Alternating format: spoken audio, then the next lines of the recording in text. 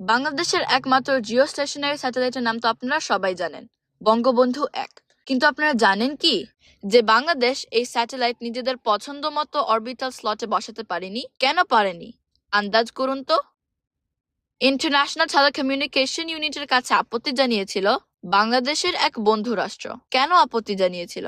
কারণ কাছাকাছি কক্ষপথে স্থাপন করা আছে তাদের একটা কমিউনিকেশন স্যাটেলাইট। আমার কথা বিশ্বাস করার দরকার নাই, এক কাজ করেন, গুগলে গিয়ে টাইপ করেন inthesky.org। এই ওয়েবসাইটে আপনি এখন পর্যন্ত পৃথিবীর কক্ষপথে স্থাপিত এবং এই মুহূর্তে প্রদক্ষিণরত মোট ৭,৭০০ স্যাটেলাইটের সবগুলো এখন দেখতে পারবেন।